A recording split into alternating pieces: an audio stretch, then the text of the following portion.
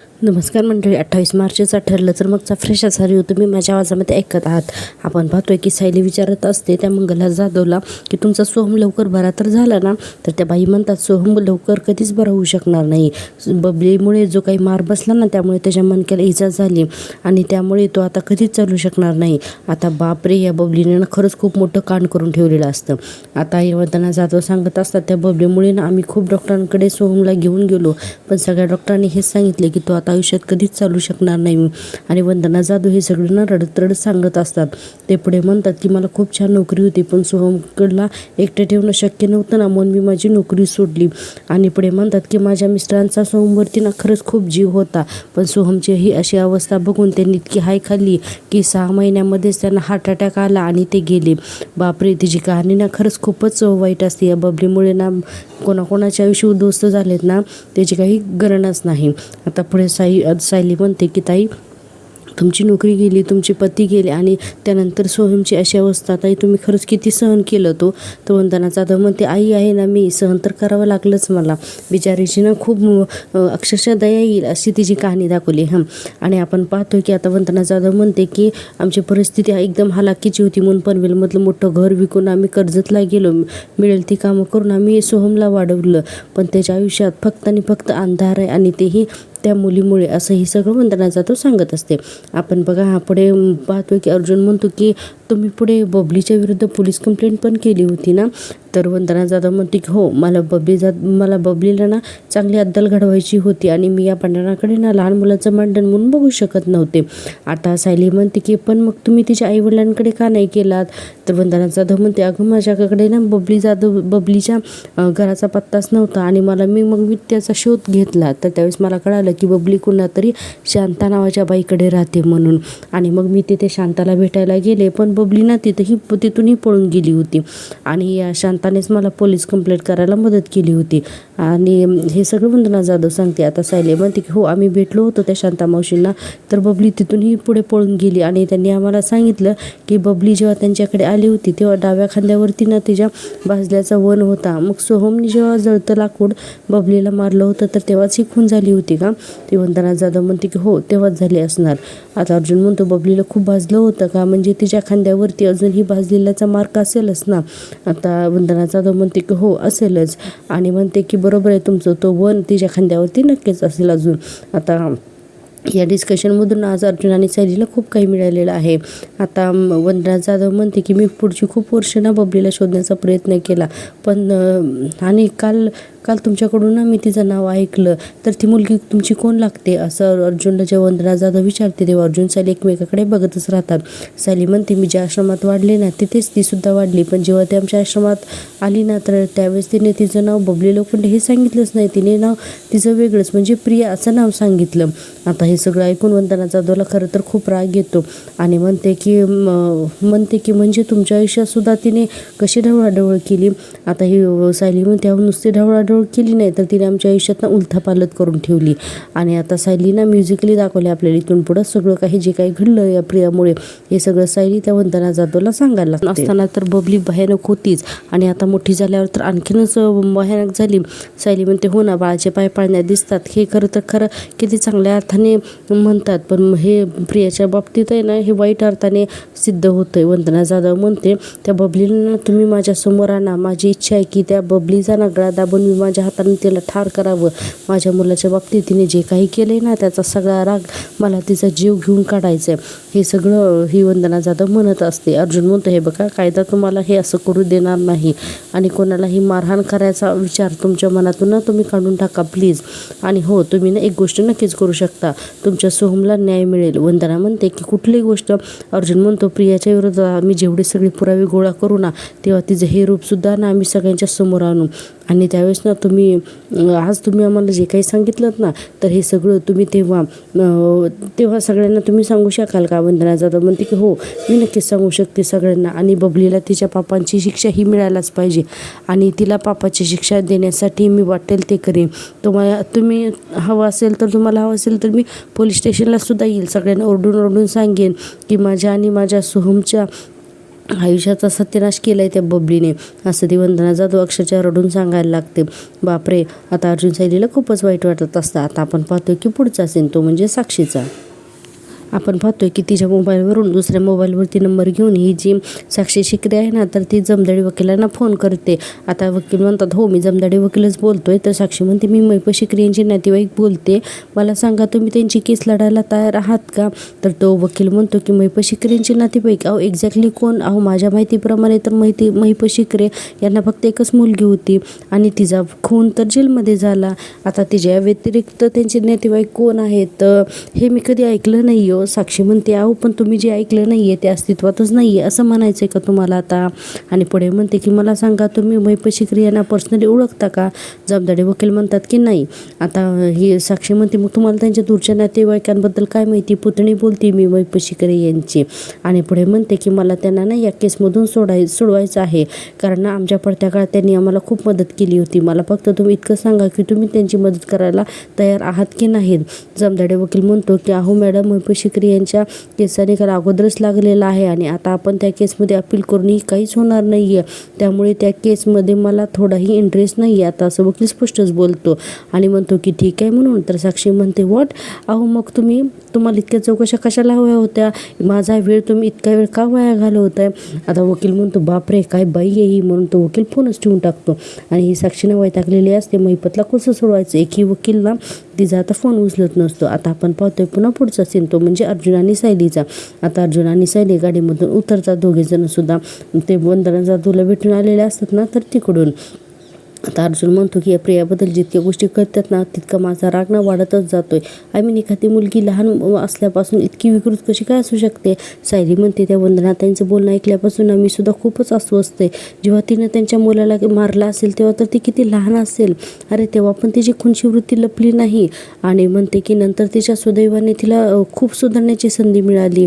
ती एका अशा आश्रमात होती जिथे मधुभाऊ होते, त्यांचं प्रेम होतं, त्यांचे संस्कार होते. आणि नंतर खोटं बोलून का होईना पण रविराज काका आणि प्रतिमा त्यांच्या संपर्कात आली, पण तिथेही सुधारली नाही. ती जर का नीट राहिली असती ना, खरंच खूप सुखात राहिली असती. आता सायली म्हणते की पण खरंच या सायलीने ना सगळ्यांच्या आयुष्यावरती निखाराच ठेवला आहे. अर्जुन म्हणतो, स्वभाव. ते म्हणतात ना, माणसाचा स्वभाव कधीच बदलत नाही, पण आता ही आपल्या आयुष्यातून ना कायमची गेलीच पाहिजे. सायली म्हणते, ते तर होणारच आहे. तिच्याबद्दल ना आपल्याला खूप पुरावे मिळालेत आणि आणखीनही मिळतीलच. अर्जुन म्हणतो, पण एकच प्रॉब्लेम आहे. सायली म्हणते, कुठला? तर आता अर्जुन म्हणतो, वंदना जाधव सगळ्यांच्या समोर खरं बोलायला तयार झाली, पण जेव्हा आपण घरात हे सगळ्यांना सांगू तेव्हा आपण की ही प्रिया नाही बबली, तेव्हा तिचे खरे आईवडील म्हणजे सदाशिव आणि मैनावती हे सुद्धा ना तिथंच असायला हवेत ना. सायली म्हणते, हो बरोबर आहे.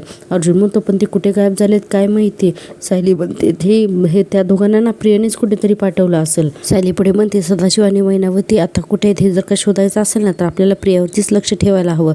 अर्जुन म्हणतो, ते बरोबरच आहे. आता सायली म्हणते की आता मला ना एक कल्पना सुचली. अर्जुन म्हणतो, काय?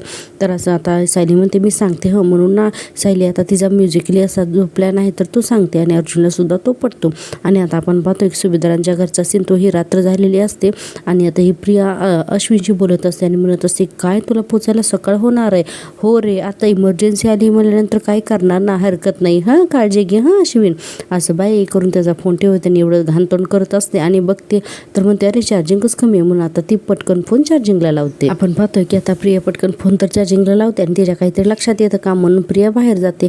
आता प्रिया बाहेर गेली की लगेचच एका सेकंदामध्ये सायली आतमध्ये येते आणि सायली आतमध्ये येऊन पहिल्यांदा तर प्रियाचं कपाट उघडते आणि प्रियाच्या कपाटामध्ये जी तिची काळी पर्स असते ना, तर ती उघडून त्यामध्ये काय सापडते का हे बघत असते, कारण आता यांना सदा महिन्याचा शोध घ्यायचा आहे ना.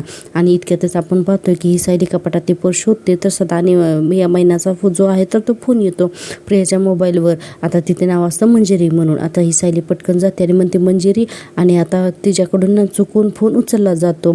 आता तिकडून ही मैनावती म्हणत असते, हॅलो बबले बबले, अगं कुठं मेली होतीस ग टवळे?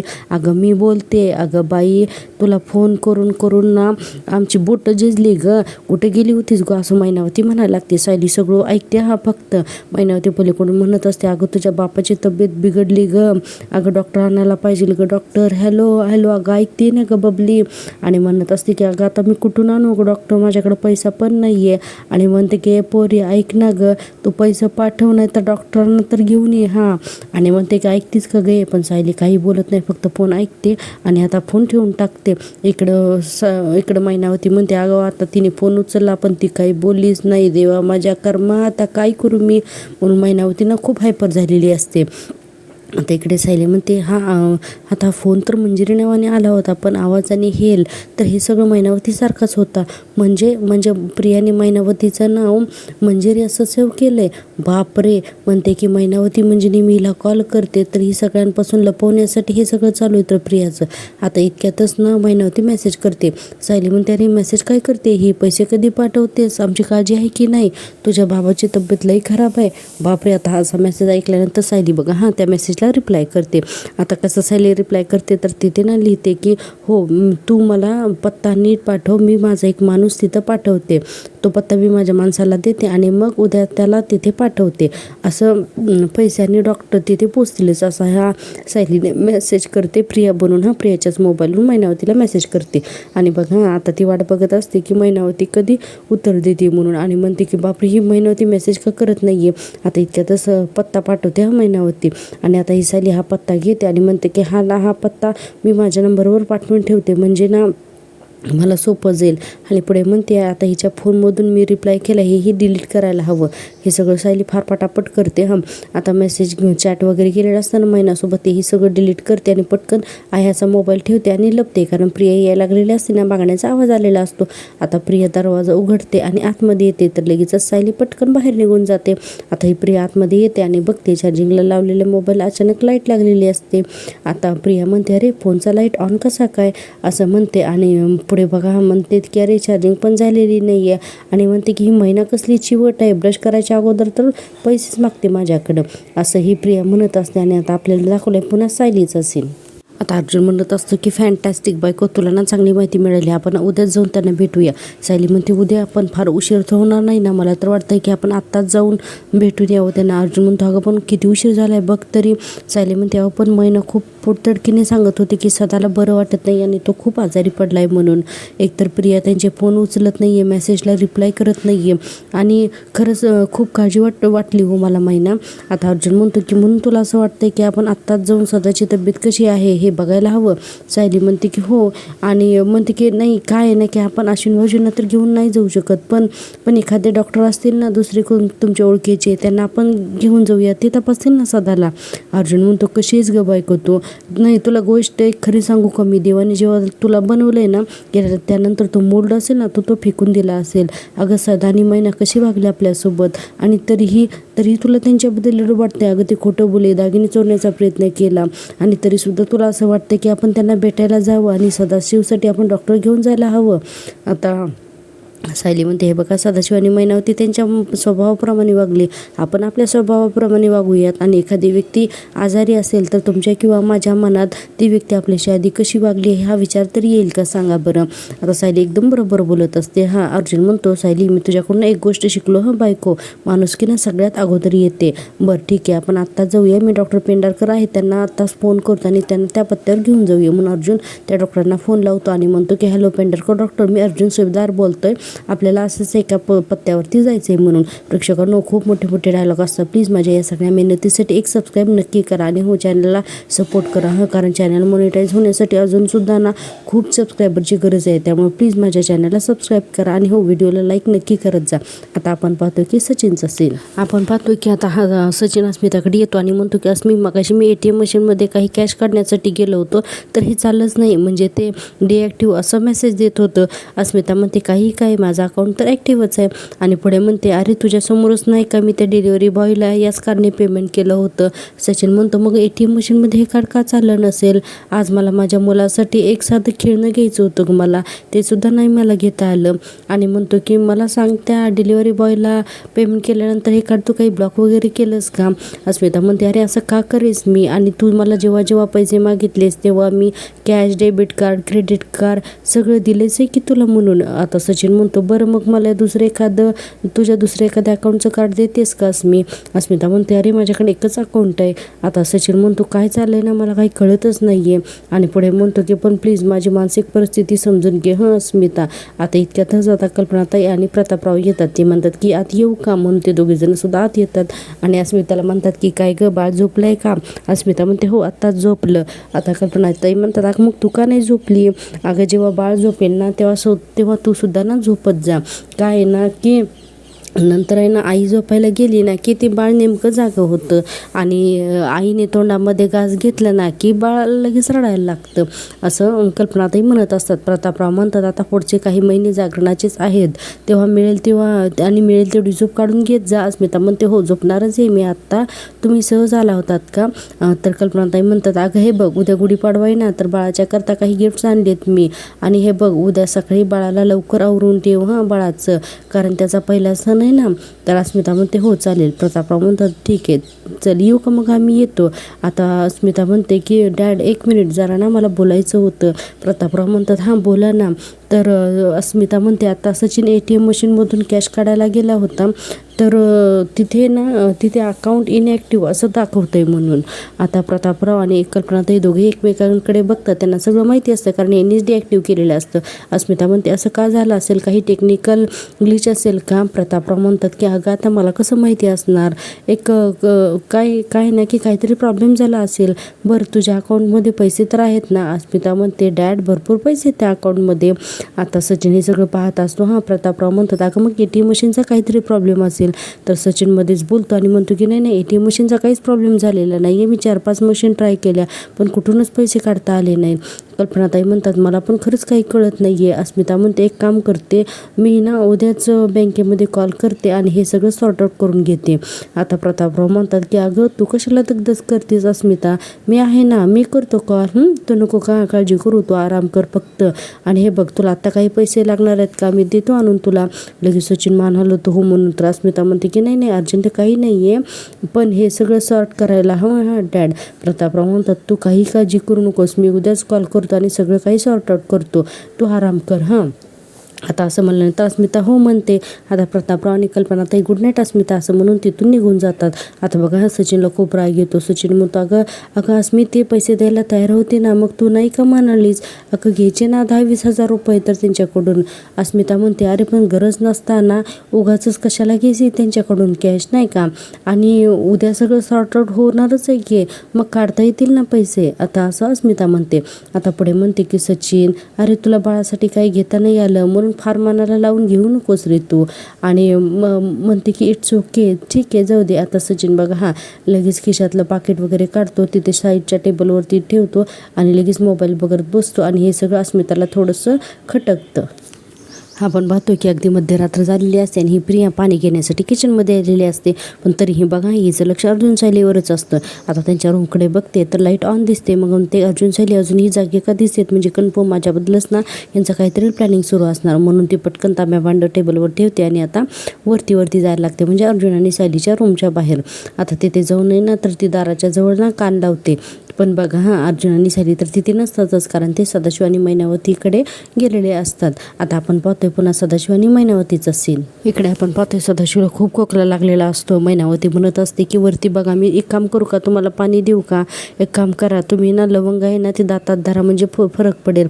सदाशिव खोकत असतो, त्याला खूप त्रास होत असतो आणि म्हणत असतो की नाही मला खूप त्रास होतोय गो, मला खोकला येतोय, मी चाललो आता. मैनावती पण तेव्हा असं बोलू नका होतं, मी आहे ना, काय हवंय तुम्हाला, थांबा जरा मी डॉक्टरांनाच बोलवते. आता सदाशिव म्हणतो अगं तू डॉक्टरांना बोलवतेस म्हणतेस पण त्यांना द्यायला पैसे कुठे आहेत आपल्याकडं, असं सदाशिव म्हणत असतो. आणि खरंच सदाशिव ना खूप आजारी असतो आणि म्हणतो की आपली मुलगी बबली आपल्याला पैसेही पाठवायला तयार नाही आणि बबली फोनही उचलत नाही. मैनावती मग तेव्हा पाठवेल होते पैसे आणि फोनचं काय घेऊन बसलायत तुम्ही. ते काय नाही की ते अर्जुन आणि सायली सतत पाठी लागलीत ना तिच्या, म्हणून ती फोन उचलत नसेल बाकी काही नाही. मैनावती बिचाऱ्या सदाशिवला दिलासा देते आणि म्हणते हे बघा तुम्ही जास्त बोलू नका, मी ना गरम पाणी आणते तुमच्यासाठी करून म्हणून अशी मैनावती उठते आणि बघा हा सदाशिव डायरेक्ट आता जमिनीवरच कोसळतो आणि ना खूप खोकत जमिनीवर कोसळतो. मैनावती त्याला वारं वगैरे घालते. अहो काय होतंय तुम्हाला, काय होतंय असं म्हणते. पण सदाशिव ना एकदम गप्पच होतो. मैनावती म्हणते अरे देवा, यांना औषध तर द्यायला हवं, पण हातात पैसे नसताना मी यांना औषध कुठून आणू. आणि एकाएकी सदाशिव खोकता बेशुद्ध होऊन जातो. मैनावती म्हणत असते अहो काय झालंय तुम्हाला, डोळे उघडा ना, असं काय करताय, बघा ना माझ्याकडे, बोला ना माझ्याशी. मैनावती खूप हायपर झालेली असते आणि म्हणत असते देवी माते माझ्या कुंकाला वाचव. आणि सदाशिव आता बेशुद्ध झालेला असतो. मैनावती खूप रडत असते, डोळे उघडा ना, अहो तुम्ही तर आता खोकत पण नाही आहेत, काय झालंय तुम्हाला, डोळे उघडा ना. आणि आता मी काय करू म्हणून मैनावती इतकी रडत असते. इतक्यातच सायली आतमध्ये जाते. सायली, अर्जुन आणि डॉक्टर येतात. आता अर्जुन म्हणतो डॉक्टर प्लीज यांना चेक करा. मैनावती म्हणत असते सायली बघ आता यांना काय झालंय ते, उघड्याना डोळे म्हणत असते. आणि सायली म्हणत असते अहो बरं वाटेल त्यांना, नको काळजी करू तुम्ही. डॉक्टर चेक करत असतात. मैनावती म्हणत असते किती कमनशिबी आहे ग मी, यांच्यासाठी डॉक्टर पण नाही बोलवू शकले मी. आता ही सायली म्हणते आता आलेत ना डॉक्टर, आता त्यांना बरा वाटेल, हां तुम्ही जरासा धीर धरा. आता डॉक्टर बराच वेळ तर सदाशिवला ना चेकअपच करत असतात, त्याच्या छातीवरती वगैरे ना प्रेस देत असतात. आता बहुतेक आहे ना सदाशिवला हार्ट अटॅक आलेला दिसतोय.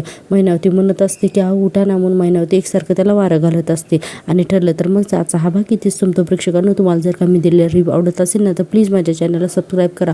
काय ना की अजूनसुद्धा ना 90% लोक जे आहेत जे डेली रिव्ह्यू तर पाहतात पण कोणी सबस्क्राईबच करत नाही. तर प्लीज असं करू नका, प्लीज चॅनलला सबस्क्राईब करा, मला सपोर्ट करा आणि हो व्हिडिओला नक्की लाईक करा. आपण उद्याच्या भागामध्ये पाहतोय की गुढीपाडव्याचा सण साजरा होत असतो सुभेदारांच्या घरामध्ये. आणि सायलीने सांगितलेलं असते की प्रियाच्या खांद्यावरती भाजल्याचा व्रण आहे मी बघितला. अर्जुन म्हणतो म्हणजे शांता मावशी आणि वंदना जाधव म्हणतात हे खरं होतं. खरंच बबलीच्या विरोधात ना आपल्याकडे ना खरंच खूप मोठा पुरावा आहे. आणि आपण पाहतोय की बबली एका माणसाला म्हणत असते फोन कशाला केलं, सांगितलं होतं ना काम झाल्यावर मेसेज कर म्हणून. तो माणूस म्हणतो पण काम झालंच नाही म्हणून तर मेसेज की फोन केला. अहो तुम्ही पाठवलं त्या पत्त्यावर मी आलोय पण ते घरीच नाही आहेत. प्रिया विचार करते अरे सदाशिव आणि मैनावती घरी नाही आहेत, कुठे गेले असतील ती, असं म्हणून आता ही प्रिया टेन्शनमध्ये येते आणि डोक्यालाच हात लावते. तर हे सगळं आपण उद्याच्या भागात पाहणार आहोत. तर उद्याचा भाग ना आणखी इंटरेस्टिंग ठरणार आहे. तर प्लीज माझी आवडती सिरियल हा माझा पहिला यूट्यूब चॅनलवरती नक्की तुम्ही हा रिव्ह्यू ऐका. आणि हो तुम्हाला त्याबद्दल काय वाटतं ते मला नक्की कमेंट करून सांगा. भेटूया उद्याच्या भागात, तोपर्यंत टेक केअर, बाय बाय.